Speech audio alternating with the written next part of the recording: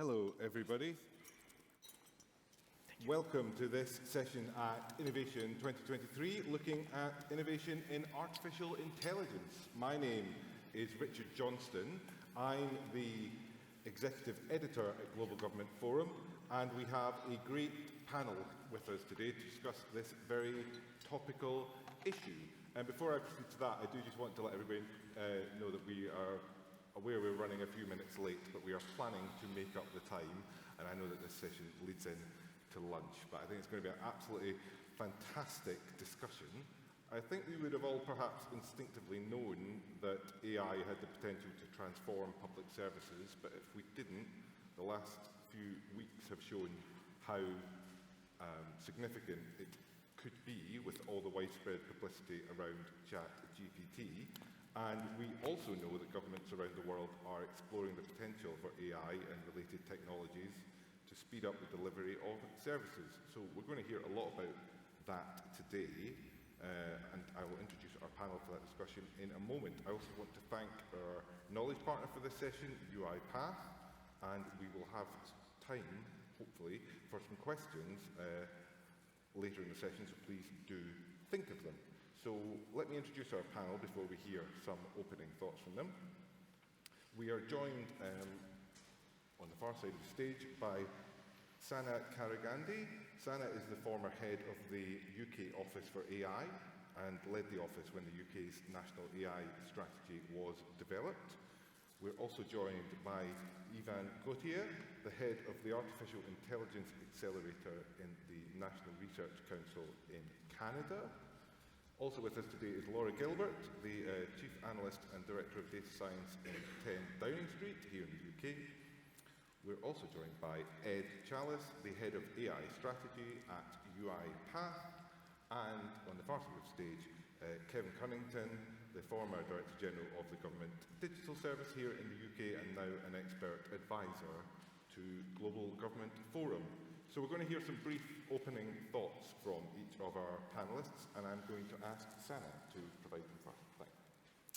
Well, thank you very much for having me here today. I'm excited to be part of this esteemed panel. Clearly, by all of you being here and ChatGPT being on every media stream I have, AI continues to be hyped and very interesting. These technologies have the potential to transform society and the economy and to really contribute to solving some of the biggest challenges of our time.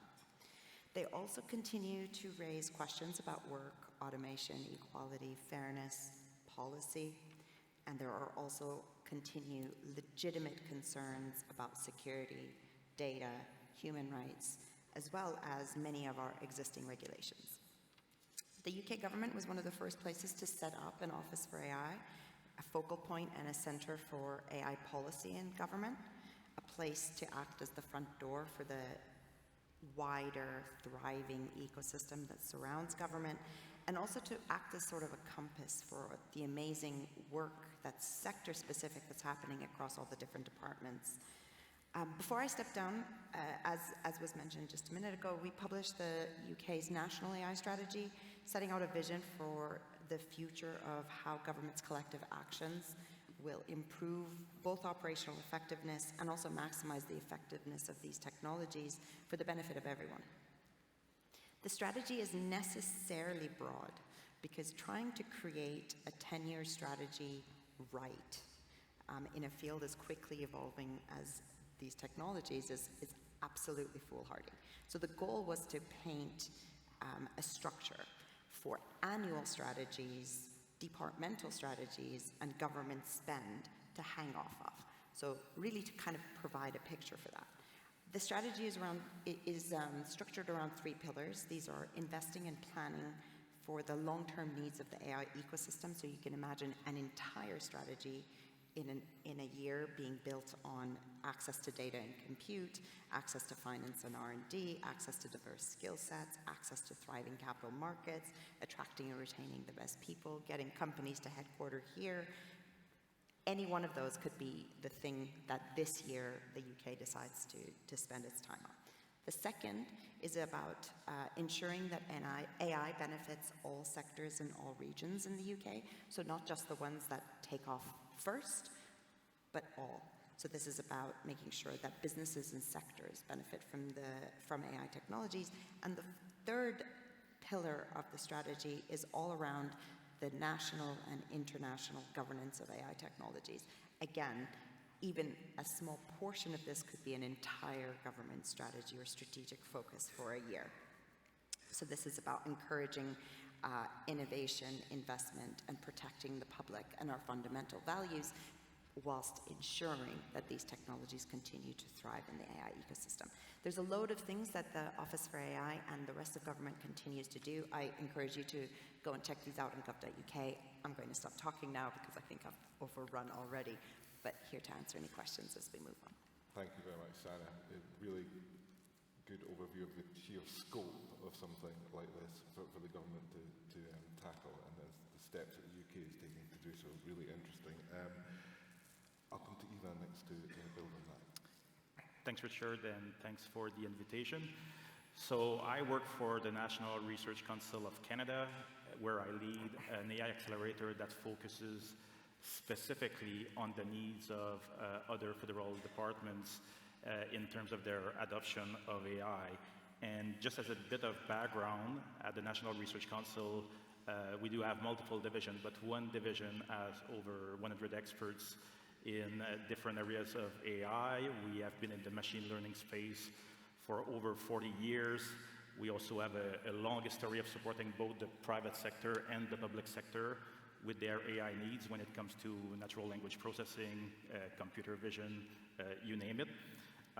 So AI is not new to us, but what's really new and what motivated the creation of an acceleration program is a couple of things. First, the appetite of other departments now for AI. With what you mentioned, what's in the news, there's a lot of departments who see that as a key element of their digital transformation, but they don't necessarily have the expertise or the capacity to deliver on that. The other thing, because we work with the private sector and the public sector, we've seen over the recent years a divergence between the type of AI that is being done in the private sector and the type of AI that is required in the public sector. And not just differences in terms of speed or maturity, but differences in the type of problem sets and differences in how you do AI in a government context and how you apply the rules around responsible AI, because we have these frameworks in place in Canada. So that's really what motivated us to build the accelerator. We want to take the wealth of expertise and experience that we have and apply it to other departments. And basically, other departments come to us with their project ideas. We help them go through these ideas. We assess the feasibility of them. We spend quite a lot of time looking at their data to see what's feasible, what's not.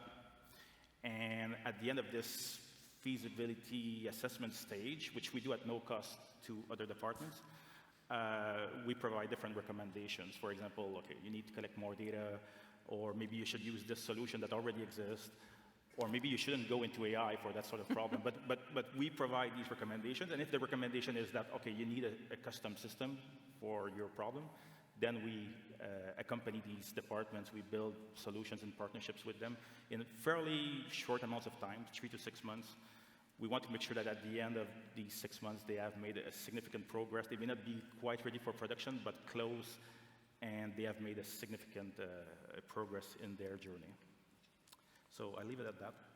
Thanks again. Thanks very much. Really interesting to hear the appetite across the Canadian government requiring the creation of a specific program and the speed of it. A lot of, I think, what we touched on in innovation today is kind of a question of speed and how quickly innovations can be rolled out in governments. So 3 to 6 months does sound pacey. That's excellent to hear. I'm going to ask Laura for her opening reflections. Hello, thank you very much. I am the Director of Data Science in Downing Street, as Richard mentioned. I run quite a small team. It's about 23 people, and then we have another 10 people that are software developers and sort of help us speed up delivery of software through government. We've been using artificial intelligence for some time to sort of focus on specific targets. Historically, before ChatGPT arrived, we were using this kind of technology, so internal large language models and NLP as well, to look at things, everything from, for example, we're doing a piece of work on looking at infant and maternal outcomes in childbirth, so reading incident reports generated by the NHS to see if we can find ways to improve outcomes for mothers and babies, try and identify the themes in common for different demographics that cause bad outcomes and see if you can find ways to intervene. So, through from that sort of thing to internal work, it won't surprise you to know that if you train a model on feedback for senior civil servants, it's very easy to figure out whether or not the person writing the feedback is talking about a man or a woman. And we can go further and assess the sorts of skills based on the job adverts that go out and the CVs that come through and see who's been promoted in civil service and what sort of skills we're growing in-house and developing and what sort of skills we're really losing. With the advent of ChatGPT, of course, this starts to look much more interesting and has broader impacts. So we're very excited on the one hand to learn how we can use this kind of technology to improve public services directly. You can do a lot with this sort of technology that's equalizing and generates a lot more efficiency. You can imagine everything from gov.uk, really good instant translations, changing the reading age depending on the kind of person that's trying to interact with the system, and rapidly streamlining people to get to the information that they want to get. That starts to look incredibly important. It's also an equalizing technology in a number of other ways. Using this well, we can extract inherent racial biases in the way we do healthcare inadvertently, but with very real effects. We can use it in the broader society. You can imagine that with the advent of AI lawyers, people who wouldn't have the finances to get legal support before can now access it. But this comes with quite big changes to the way we operate as a society. So in that particular case, if everybody has an AI lawyer and it's free or close to free, do we suddenly fill the courts with a lot more cases and we don't have the infrastructure to support that? So, we need a strategy as a government that takes into account the very big social changes that are likely to come. And of course, alongside that, very significant risks. We don't really understand what the future looks like, particularly in spaces like misinformation, the way the internet's used, the way it can be used to target people, and the way that society will change as a result of this technology being readily available. And I think a lot of work needs to go into that. I'm reminded of a conversation I had with a colleague who said, well, look, don't worry about it. Our children will grow up with this kind of AI and they'll know how to interact with it. And I said, I grew up with advertising and I'm still a sitting target. So, I don't really buy that argument. So, there's something in the way we engage in the regulatory space to make sure that businesses can develop here and really, take full advantage of the sort of opportunities that are coming. And there's something about the way we engage with the public and the way that we try to work together to make sure that society is in as safe as possible place going forward that's also crucially important. So, on the one hand, we are launching innovation fellowships. There's a relaunch where we're trying to bring artificial intelligence, real experts into government and put them in the public services and try and get things more automatic and better for the people. And then there's a big piece of work to do in how we make sure we're safe.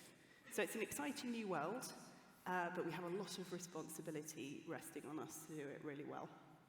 Yeah, that's really interesting, the scale of the challenge that this presents, and the challenge if it works, as you say, if AI does open up more legal avenues to people, then that has knock-on effects in public services. Really interesting thoughts. Thank you very much for those. I'm going to ask Ed for some opening reflections. Hi everyone, my name's Ed Chalice. So I head up the AI strategy team at UiPath. UiPath is a leading automation platform which businesses and organizations use to scalably, quickly automate processes in a way that's kind of safe and compliant and secure. I've been working in AI for coming up to 20 years as a researcher in industry. I founded a startup in this space. I think the only things I kind of want to say, I'm going to keep it really short, is the power of these systems today is absolutely staggering. I think I just have two slides, if I can show those. So, and the development of the power is unbelievably fast. So, like 4 years ago, no AI researcher would say these kind of results are possible. This is the performance of GPT models against the benchmark of tests in the American education system.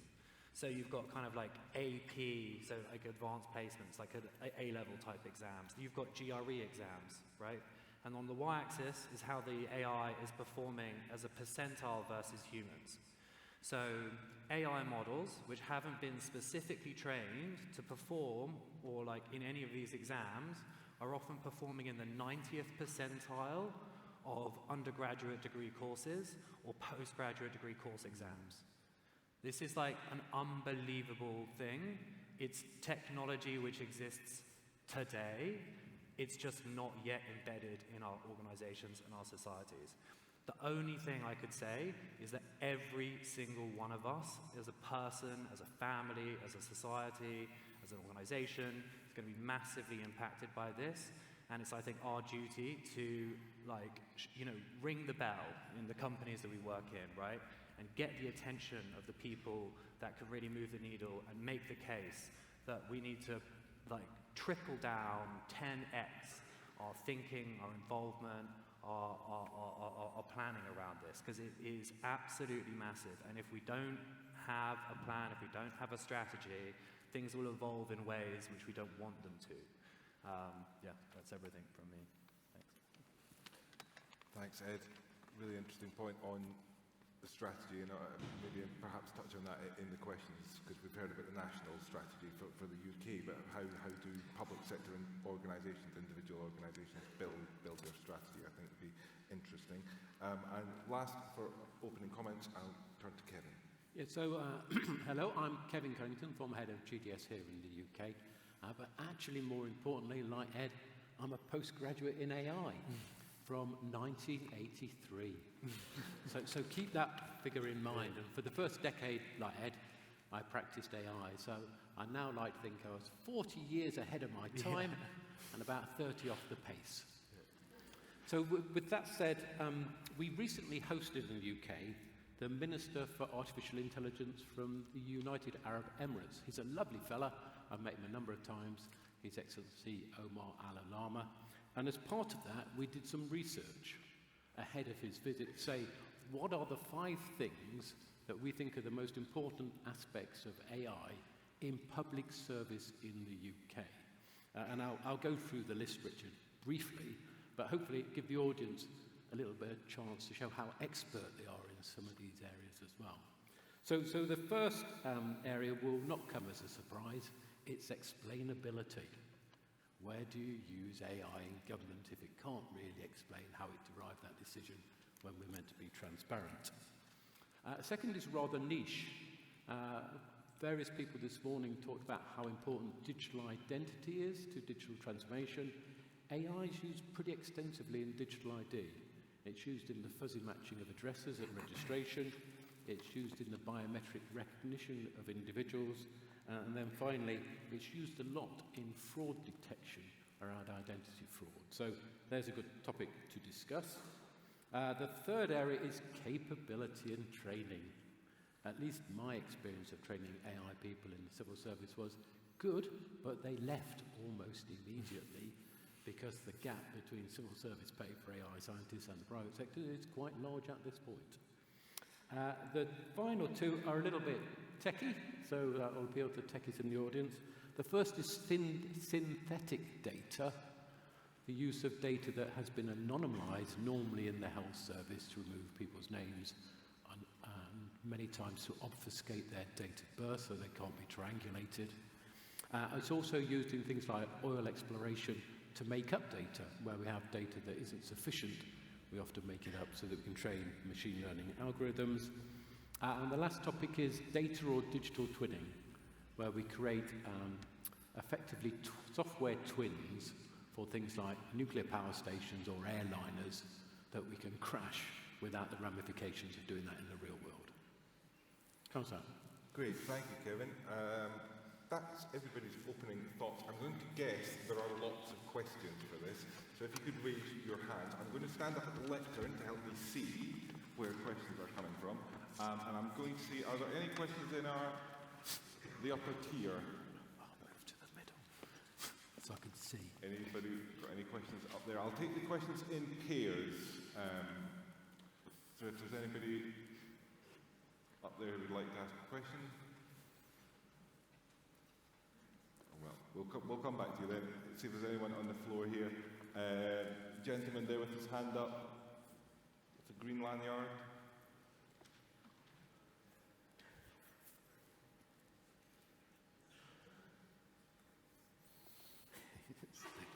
I said I'll take the questions in pairs, so short questions and short answers would be much appreciated.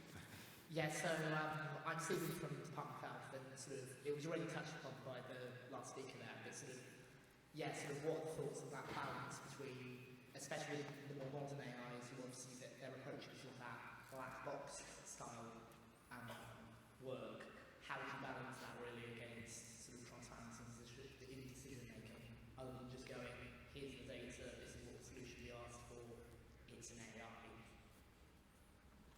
Thanks very much. And down at the front here. The microphone will come to you in a minute.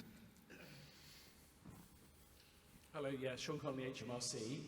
Around artificial intelligence. Artificial intelligence is better for some tasks, humans are better for other tasks. I'm wondering if your thoughts around how we can, in the interim between the job creation that's going to come from this eventually, how we can focus on replacing tasks with AI rather than roles. Excellent, thanks very much. Laura, do you want to touch on that first? Perhaps the black box element and what that means for the policy making? It's obviously one of the main sort of downsides of AI is often the relative lack of explainability. I don't think that's of itself a good reason not to use it for most use cases. What you need to do when you're doing data science or decent analysis or anything with modeling and prediction is you have to have expertise and you have to have a really strong understanding of the data that goes into it. And without that, you get it just as wrong as if you just threw it into a machine and let it run. So, if we are trying to look at, the outcomes of some polling data, say, and we don't understand the demographic we're polling, and we don't understand what's happened to them before, and we don't have a decent baseline. So an example I'll give you, there was some polling that went out during COVID which said, do parents feel comfortable sending their children back to school? And I looked at that and I thought, we don't know how comfortable parents are sending their children to school anyway. Has anyone checked how comfortable you are? Do you think your child's going to be bullied? Do you think they're going to be run over on the way to school? So, data with a lack of a baseline, and I could go on about this sort of thing. Should you be polling parents? They're desperate to get their kids back to school. What do the 80% of not parents think about the whole thing is also relevant. But when we're doing this kind of work, you can't just throw something at an algorithm and say, oh, I've got a mean and a standard deviation and we're done here. So I think the black box thing, it's very important, but unless you have expertise there and some kind of explanation for why this makes rational sense, then you're just data mining, and we shouldn't be using it anyway, and that's not just constrained to AI. So I suppose I'm less worried about that. It's what you need the experts to run it that's the important part there. Yeah, I mean, one thing I think is that humans are black boxes. I mean, literally, how does a human come up with their decision? They have hunches, they have presuppositions. You ask them to justify themselves, you ask them to explain their thinking. We can do the same things with these models. I actually think also because these are objects, things, we can test them and actually try and expose, test if they are biased or unfair in certain ways. And in many sense, they open up a kind of opportunities for more objectivity and more scrutiny to how these things are done. Just to add to Matt's point there, I completely agree, because if you think about the way that today you might choose a surgeon or a doctor or somebody else who is making a black box decision for you, what you're querying and looking at is their experience, what kind of training they've had, what school they've gone to, various other things. In time, we will have a similar assurance for these algorithms. And just like Laura's saying, just because we don't know exactly what it's doing inside this black box. It shouldn't necessarily stop us from using it. What we need to understand is all of the things surrounding it and all of the quote-unquote health warnings in terms of the data that's gone into it, how you interrogate it, and those kind of understanding as we wait for the assurance. Not to mention the amount of work that's being done, because you can understand, most of the time you can understand actually what's happening inside these algorithms. We choose not to because we want the answer quicker. So that trade-off between, rapidly finding an answer to understanding exactly where that answer came from is a decision that we have taken ourselves, but you can back that up. And Ivan, I'll let you come in, but if you can also touch on the thoughts about what is being affected by AI. Can we use AI for tasks rather than jobs as well? That was the point of the Yeah, I can touch on both points, but just to finish on the other question, it always boils down to the kind of application that you have, and do you have a decision to be made based on that AI? So in Canada, we have a directive on automated decision making. So any algorithm that will ultimately take an administrative decision or make a recommendation about an administrative decision has to go through an algorithmic impact assessment. And then that's where you evaluate the impact of your model. And is it going to impact one person? Is it going to impact an entire population? And so on. And depending on the level of risk involved, you have all kinds of layers of peer reviews that are necessary, layers of transparency that are necessary, but it boils down to what you want to do, because there might be some more industrial type of applications where, there's no impact to the black box really. So it really depends. You also need to consider, and that's going back to the second question, are you trying to make decisions automatically, or are you trying to augment the human? Because I think this is where we're going, really, human augmentation and not human replacement. If you look at the world of chess, it used to be that humans were the best, then computers were the best, and now it's like teams of computers and humans who are competing against each other. And I think that's when you extract the best of public servants, is when you have public servants that are augmented by wealth of data and wealth of AI. Kevin, do you want to come in on that? No, I can wait for the next one then. Fair enough. I'll go back to our colleagues at the top then. If we can have two questions from up there, that would be great.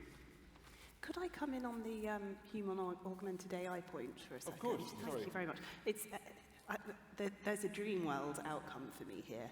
We have a vast majority, probably, of people working in the UK who spend a lot of their time doing paperwork. And when you look at the 4.5% of people in this country, not workers, people in total, who work in health and social care, their ability to do paperwork well under pressure when they're very tired causes people to live or die. Human augmented AI, where it supports better decision-making, catches mistakes, and radically reduces the amount of paperwork that you're doing, can lead people to much more satisfying careers, I very much hope, and could even lead to a world where we don't need to spend such a high proportion of our lives working, and that would be my dream outcome in this world. There you go, that's the future as far as I can see. Slightly, more time with your family, less time working because the paperwork's handled. It sounds idyllic. Let's get it. Lovely. Two questions from upstairs, please. Hello? Yes, hi.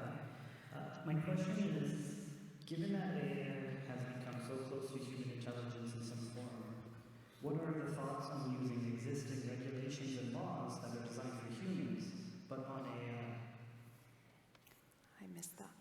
Great, thanks very much. And we'll take a second question up there if there's another.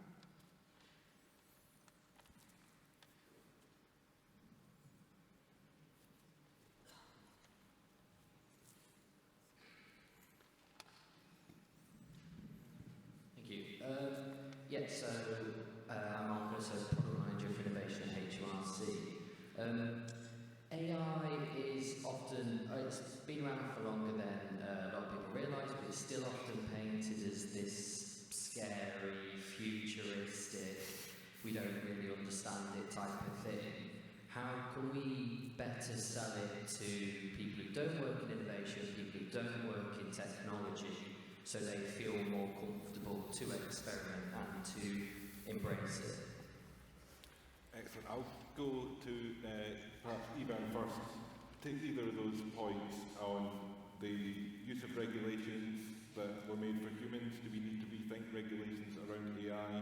And then how to better engage public servants in the process. I'll go to Ivan first and then the rest of the panel. So I didn't fully get the question, but if I understand it well, as I mentioned, there are ways to involve the public in building good policies around the governance of AI, and that's what we've done in Canada from the get-go a few years ago when we did the Directive on Automated Decision Making, and now it's going under a fairly substantial review by our Treasury Board, and it involves many forums with the public, with different sets of public servants, and I think that's the way to do it. You need to involve people and make sure that their concerns are heard and addressed properly in these regulations. And Sarah, did the UK strategy look at the kind of regulation world that AI is coming into and consider what might need to be tweaked? Yeah. Yes, absolutely. In fact, I love both of those questions. The second one, especially around society and how we bring them along this journey, is for me hugely important. So I'll touch on that in a minute as well. But yes, absolutely. So one of the things the UK is doing is looking at an AI regulation white paper to review kind of what are some of the changes that need to happen in order to make sure we feel protected. The key there being that it isn't, the UK has an incredibly good existing regulatory framework. This is about looking at that and looking at what changes, if any, are required in order to make sure that these digital technologies are monitored appropriately, that there's coordination, that there isn't confusion between where a specific use case might land, so that the regulators themselves can look at this. In fact, if I open my iPad, I can start to talk about existing regulators that are looking at this, whether it's the ICO or the MHRQ. These are the medical health or in Information Commission's office, where they've started to look at some of this. Within the government as well, the Centre for Data Ethics and Innovation is looking at assurance, and we have worked very closely with Canada on the algorithmic assessment tool. So there is, government is looking at trying to take a proportionate approach to this, because the specific use cases are super important to look at. So you want to be making sure that you're looking at risk-based assessments, rather than talking about AI as a set of technologies, or actually trying to regulate a specific technology. So I encourage you, there's already a policy paper that's been published by the government, and the white paper is coming out soon. I bet Laura knows more about this than I do. And then on the society point, which is about how do we make sure that we take the public along with us on this journey? I think the most important thing there is we need to stop talking about these technologies, referring to them as AI. Because as soon as we call it AI, what I mean and what you hear and what someone else means are completely different. We need to be thinking about what specifically you're talking about. So are we talking about large language models? Are we talking about a vision algorithm that is helping us detect cancer lesions? What are we talking about? So that use case is really, really important. The second is, and I usually have my phone on me, and I hold it up in places like this, and I say, you need to talk to people about their pocket AI, right? We have our phones that we take with us everywhere, and that phone has inside it a huge amount of AI that all of us depend on, absolutely depend on, every single day. So whether it is the application that helped me get to the back door, the last few times my Google Maps has taken me to the back door of where I need to go because it's faster to get there. So there are problems with these. whether it's those kinds of things or a GPS that's telling you which route to take, or an algorithm in your calendar that's helping you identify where the slots are in your time, or which tasks are overdue, or the fact that you haven't called your mum for a while, or whatever that happens to be. So these pocket AI is the best way to intimate with the public that this isn't a brand new thing that they have to be using. This is a thing they interact with on a daily basis. And so trying to bring the level of conversation down to the point where people understand and feel comfortable asking questions. That's what I find is the most important thing. Whether you're talking to people in government, whether you're talking to people on a board, whether you're talking to a person or a grandma on the street, they need to feel comfortable about asking the question and not feeling confused and overwhelmed by the fear fog, which is, the edge cases of where we are. So, yeah, stop. I'll let Laura come in on that point as well. Thank you for the interest. I think that's a really excellent point. I mean, everybody's using Google Maps, Ring doorbells. It's incredibly ubiquitous technology. And when you looked at the launch of ChatGPT, it came out in November. By January, it had 100 million users a month. This is not just the fastest kind of user technology. It might be the fastest thing ever in the world. So we're really not struggling to get people to engage with this kind of technology. I think where it becomes, worrying and important is how we engage with their trust of it and how we handle the sort of misinformation environment that is doubtless going to be escalating even more quickly. Yeah. And Ed, what do you think that organisations should do, government should do to kind of build that trust to better sell AI? Well, I mean, I think it's kind of, currently it's all very intangible. That's my kind of feeling. There's a lot of, people hear these words, maybe they play around with it, but what does it actually mean for them? I think the answer is to build valuable solutions which improve people's daily lives, and then that will, create a snowball effect. So that's my kind of 2 cents, is to build things with it which help people. Yeah. And Kevin, you want to come in? Well, I was going to answer the historic question, if I may, about AI, because I feel well qualified to answer the historic question about AI. And people know that AI really goes right back to the war with Alan Turing, and the Enigma machine was probably the first example of intelligent computing. But we were chatting in the green rooms. I'm going to tell you your story if you don't mind. It's such a good story. And Ivan took the day out to go to the war rooms, the cabinet war rooms. And who knew that British anti-aircraft guns used predictive logic based on radar tracks of German bombers to fire automatically? If we did that today, we'd think that was very clever. We'd think that was AI. But they were doing this in the Second World War. And kind of genuinely, over the last 40 years, I've kind of dumbed down AI, because it is really quite hard to do it well. A lot of the things that we've done well tend to be quite specialist. They tend to move into common usage, and then we genuinely forget their AI. So if I'll tell you another funny story. When I was a youngster in the 80s, one of my first jobs was to program an AI system to underwrite life insurance policies. And at the time, this was the Thatcher years when everybody was trying to get endowment mortgages, there were way more than we could ever process manually with people. So I wrote a system, and it managed to process 60% of them. Not all of them, 60%. But it took away the 60% of ones that was easy, and it just saved people looking at it. And therefore, 100% of people now focused on 40.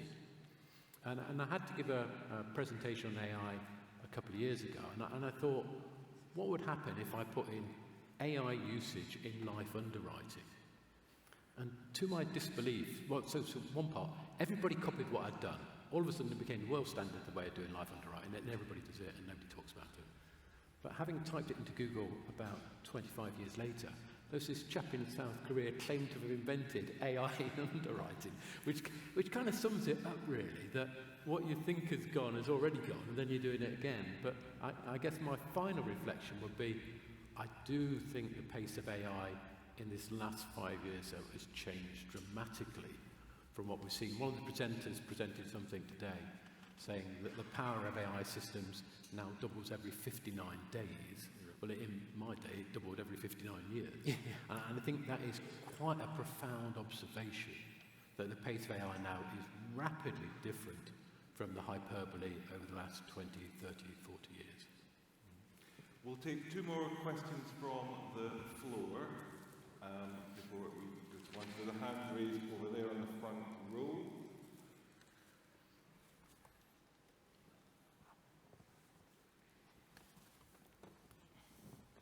Hi, this is all very, very interesting. I was struck by what Ed said. It's a very, very focused piece of talking, where he said ring the bell at least twice. So human beings have a pretty checkered track record of being ethical and considered when new technology appears. We see go back 40, 50,000 years as far as you can dig it out of the ground. I've heard it described that the advent of AI, general or narrow, is sort of the equivalent of the nuclear arms race, because it can be weaponized, used for disruptive and nefarious means.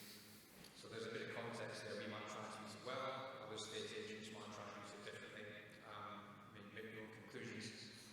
If we need to go faster without development and application of it, which might be pressured by external factors rather than our own internal culture and desire to progress in a steady way, what's the safest way to do that?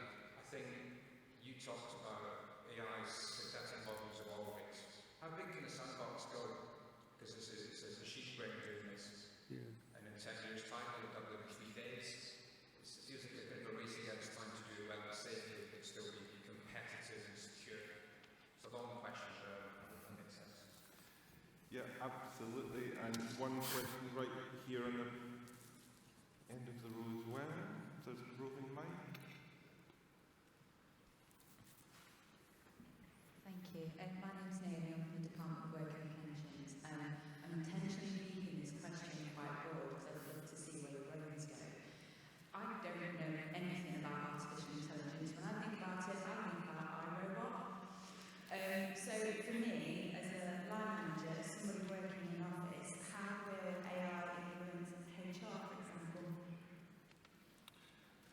Excellent. I'll share those questions across the panel. Please take them where you will. Kevin, there was a specific mention, I think, of synthetic data in the first question, if you want to kick that off. And I think that, just to repeat the questions, it's quite hard to hear up here. The questions around how big could the sandbox get in terms of use of synthetic data, and I think there probably is no limit to the sandbox today. I can imagine, I mean, if you look at the history of data, I can certainly remember when kilobytes was the measure. I can certainly remember megabytes, I can remember gigabytes, I can remember terabytes, I can remember, was it petabytes, and then exabytes. And that's all happened in my lifetime. And now the standard measure is exabyte. And so if that's the way data's exponentially increased, you can imagine that the use of synthetic data will be comparable, and clearly you can scale computing power in the same or parallel ways to match that. So I think the long answer to your long question was it's as big as we want it to be and can get to be infinite. We're almost moving into a world where the speed of which you can discover and invent starts to become more important. So one of my staff members over the weekend, he used to work for the Met Police until quite recently, and he trained a model sort of while he was making lunch that predicted whether or not a missing person was likely to be high risk. I can't tell you how long that would have taken even a few months ago, but it wouldn't have been over lunch. So for me, the thing that's really changed, you know, the amount of data available on the internet, and you know, it's been doubling at almost an exponentially increasing rate. But the speed at which you can start to build a model that will test a hypothesis or that will try to guide you towards an outcome, that's the speed of that's radically increased. And Sana, I'll put the point, if I can generalise the first question about the kind of national security implications, the sort of arms race of AI to you. Is that something that was considered in the strategy? So Absolutely not. We drew a line under defence. There are people who are much better suited than, from a general perspective, to be looking at the arms race question. But I will touch on. There's a huge amount of study on this question, which is, artificial general intelligence, is it good or is it bad? Should we just shut it all down and so on? I won't get into the arguments, because it's much better done over a glass of wine, to be honest. But there is some really good work by various professors, such as Stuart Russell, for example. He's written a book called Human Compatible. He talks about how we should, for example, change the paradigm of AI algorithms so that the human remains in charge of the objective function. So the AI continues to do a specific thing, but comes back to the human to query what their objective is at every step. And this keeps a human completely in the loop in terms of these things. But the inherent double-edged sword of AI applications is entirely why the ethical AI and all the conversations around responsible and AI across governments and policies is such an important, and continues to be an important and thriving conversation.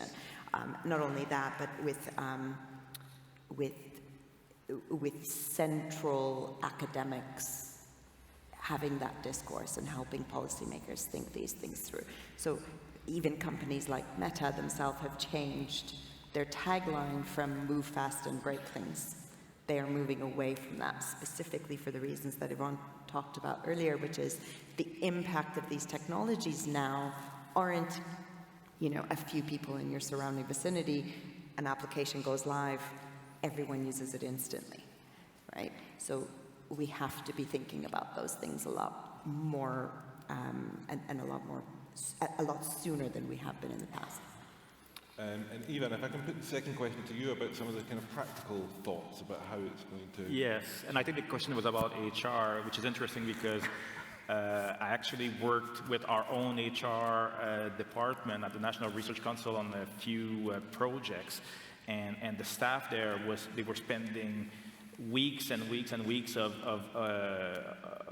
time for collecting data, processing data around employee onboarding, around employee satisfaction, and this was not the best use of their time, so we automated all that with dashboards initially, but then we started to use AI and predictive analytics to say, okay, in terms of onboarding, for example, if this new employee that, the process just started today, here's the risk of him not having his computer on time or his network account on time or that sort of thing.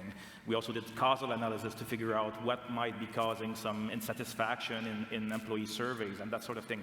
So these are the kind of things that are, I would say, not too difficult to build with existing technology. And the other advantage is that all the departments, all the federal departments, or all the government departments, they have HR problems. And if you succeed in one place with your enterprise data, you can likely translate your solution to another place and impact a lot of people for the good. Thank you very much. And I'll just ask Ed for some closing thoughts on that. Yeah, I don't think there's just so many opportunities. So you could give AI all of your employee handbook, all of your policies. And then employees could just ask it questions. So I'm constantly asking my colleagues, how do you book a holiday here? How do you change your pension contribution? I don't know the system. I don't know who to ask. So you could just instantly go to that. It could ensure that all of your documentation is consistent by reading it and checking that these things all match up. My work, we have this kind of anonymous feedback channel. We use Slack, instead of Teams, and people leave anonymous feedback. I'm a manager, I love to read it, but there's too much of it. It's coming through at such a rate, I can't keep on top of it. It could summarize that, track that. Any place where there's kind of information synthesis and then kind of next action, I think that's the kind of high-level form factor. Job descriptions. So you can check whether or not a job description is inherently biased towards men or male or female or any other thing. That's a really brilliant HR tool that's AI-driven, uses sentiment analysis and stuff like that. It's really good. Excellent. Thank you, everybody, for joining this panel today, and thank you, everybody out there. We're going to have to draw that session to a close there, but I do feel it's one of those sessions that starts more conversations, and do feel free to continue those conversations over the lunch break and beyond.